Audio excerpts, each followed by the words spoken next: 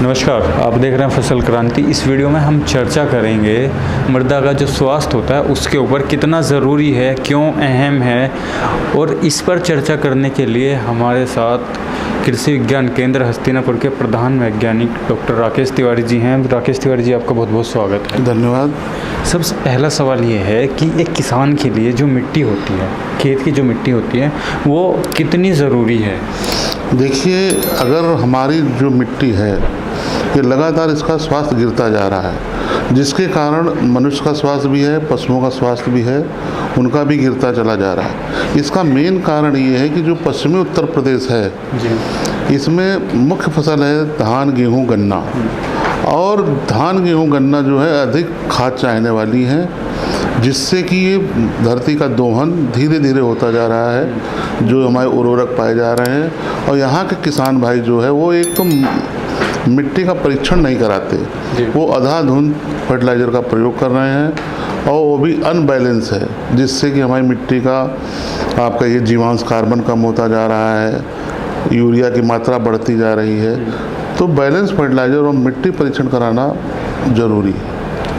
Sir, जब हम normally बात करते हैं, इसी क्षेत्र को अगर हम ले लेते हैं, गन्ने की खेती है, धान, गेहूं, सब्जी, कई तरीके की फसलों की यहाँ पे खेती होती है। तो जैसा आप भी इस क्षेत्र में लंबे समय से हैं, तो एक जो जीवाश्म की वैल्यू है या जो हमारी कार्बनिक वैल्यू है, वो लगभग कितनी होनी आवश्यक है?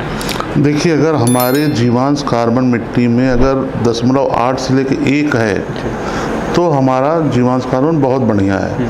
लेकिन पूरे मेरठ मंडल का 0.2-0.3% चल रहा है, जो कि धीरे धीरे ये एक तो हरी खाद का प्रयोग न करना, गन्ने के साथ साथ फसली खेती न करना, और मिट्टी जो है हमारी धरती, उसको एक भी दिन यहाँ पे खाली नहीं छोड़ते। अगर गन्ना कट गया तो पहले अगर के गेहूँ बो देंगे, धान कट गया तो उसके बाद वो चारा बो देंगे। मतलब एक तरह से ये कहा जाए कि धरती का दोहन अत्यधिक हो रहा है। तो अगर हम बात करें इसको, जो हम मेंटेन करने की बात करते हैं, जो संरक्षण की बात करते हैं, क्या क्या क्रियाएं हैं, किन क्रियाओं के ज़रिए किसान इसको एक तरीके से मेंटेन करके रख सकते हैं? देखिए, जोत कम होती जा रही है और किसान भाइयों के पास जो है सीमित साधन हैं। और अगर गन्ना है तो गन्ने के संग अब कई किसान भाइयों ने सह फसली खेती करना शुरू कर दिया है। जैसे हम उनको कहते हैं ढैंचा बो दीजिए, उर्द बो दीजिए, मूंग बो दीजिए, सरसों बो दीजिए गन्ने के साथ। तो उससे क्या है कि जो उसके पतझड़ हैं या जो नोडुल्स हैं वो धीरे धीरे हमारी मिट्टी में जाएंगे, और जिससे कि जीवांश कार्बन हमारा बढ़ेगा। दूसरा क्या है कि मिट्टी परीक्षण के आधार पर उर्वरकों का प्रयोग करना चाहिए। तीसरी चीज़ क्या है कि अगर किसी भी फसल में अगर हमारी पत्ती पीली पड़ रही है तो किसान भाई ये सोचता है कि इसमें नाइट्रोजन की कमी है, लेकिन ऐसा नहीं है। अगर नई पत्ती पीली पड़ रही है तो हमें सल्फर का प्रयोग करना चाहिए। दूसरा, अगर पुरानी पत्ती पीली पड़ रही है तो हमें नाइट्रोजन का प्रयोग करना चाहिए।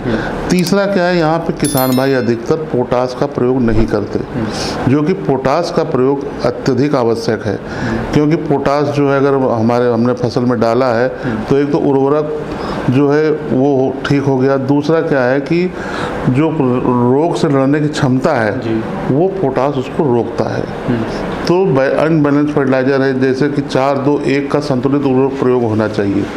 लेकिन मेरठ मंडल का है 25-5-1 का रेशियो, मतलब नाइट्रोजन इतना वो डालना है अंधाधुंध कि जिससे कि गन्ने में कीड़े मकोड़े ये सब आ रहे हैं और व्याधियाँ अधिक बढ़ रही हैं। इसलिए मिट्टी परीक्षण के आधार पर उर्वरकों का प्रयोग करना चाहिए।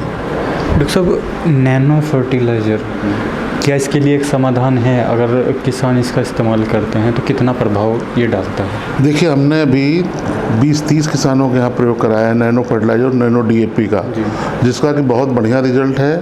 एक तो हमारी जो यूरिया का कट्टा है 45 किलो का, वो 250 से 256 रुपये के लगभग है, और हमारा 500 ml नैनो यूरिया 226 रुपये का है।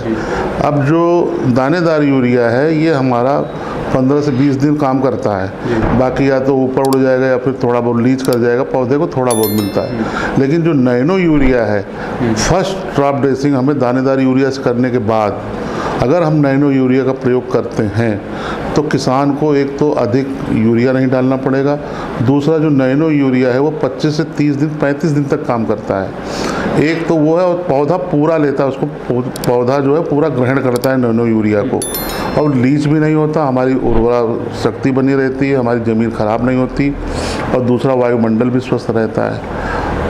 सर अंत में चलते चलते मेरा आपसे अगला सवाल है, जो किसान भाई खासकर गन्ने की खेती करते हैं, क्योंकि लगभग गन्ना बेल्ट ही है ये, तो कौन सा समय ऐसा होता है कि उनको मृदा जांच किस समय पे करानी चाहिए, और जो एक तरीका है उसका, वो क्या तरीका है? देखिए, मिट्टी परीक्षण तो जब खेत खाली हो, पश्चिमी उत्तर प्रदेश में तो खेत बहुत ही कम, अगर एक दिन भी खाली है तो कभी भी अपना मिट्टी परीक्षण का गन्ना कटने के बाद कराने, फरवरी में, दिसंबर में, जून में। लेकिन एक मेन कारण क्या है कि जो पश्चिमी उत्तर प्रदेश में है, ये खेत की अगर एक बार गहरी जुताई करके उसको अगर 15 दिन के लिए भी छोड़ देते हैं जून में, तो अधिकतर जो कीटनाशक हैं और जो हमारे खरपतवार हैं ये कम हो जाएंगे। अब मिट्टी परीक्षण इसलिए कराना आवश्यक है कि देखिए आजकल अब रोग है कि उसमें नाइट्रोजन की कमी है कि उर्वरक की कमी है, ये पहचान पाना मुश्किल है। इसलिए अगर हम मिट्टी परीक्षण कराएं तो उसमें हमें हमारी मिट्टी में ये मालूम चल जाएगा कि नाइट्रोजन कितना है, ऑर्गेनिक कार्बन कितना है, और इलेक्ट्रिकल कंडक्टिविटी कितना है, हमें कौन सी खाद कब देनी है और कैसे देनी है। एक तो यहाँ क्या है कि टॉप ड्रेसिंग बहुत है, वो डीएपी की भी टॉप ड्रेसिंग कर देते हैं, जो कि किसानों के लिए लाभप्रद नहीं है। तो मिट्टी परीक्षण हमें 6 इंच का, अगर किसान भाई कोई भी एक पाइप ले लें, उसमें 6 इंच का निशान लगा दें, और खेत खाली है तो उसको 20-25 जगह से लेके एक प्लास्टिक के टब में इकट्ठा कर लें और उसको बार बार मिलाएं। उसके बाद जब 1/4 मिट्टी रह जाए तो वो ले आएँ, उसमें अपना नाम, पिता का नाम, खेत की पहचान, ये ज़रूरी है। दूसरा क्या है, पश्चिमी उत्तर प्रदेश में आप निकलिए तो खेत के किनारे गोबर के ढेर लगे रहते हैं, उसको बाद में वो खेत में डालते हैं। तो ये भी खराब पद्धति है, क्योंकि जो खेत के किनारे आपने गोबर इकट्ठा कर रखा है उससे बरसात में लीच निकल जाता है, तो अब वो किसान भाई उसको डालते हैं, जिससे वो हमारी मिट्टी को पूरी तरह मिल नहीं पाता है। बहुत बहुत शुक्रिया सर हमारे साथ जुड़ने के लिए। हमारे साथ डॉक्टर राकेश तिवारी जी, जिन्होंने बताया सही तरीका क्या है मिट्टी जांच का और कितना ज़रूरी है मिट्टी जांच, और कौन कौन सी ऐसी क्रियाएं हैं जिससे कि मृदा की उर्वरा शक्ति को सुधारा जा सकता है। इसी तरीके की और भी जानकारी हम आप तक पहुंचाते रहेंगे। देखते रहिए फसल क्रांति। धन्यवाद।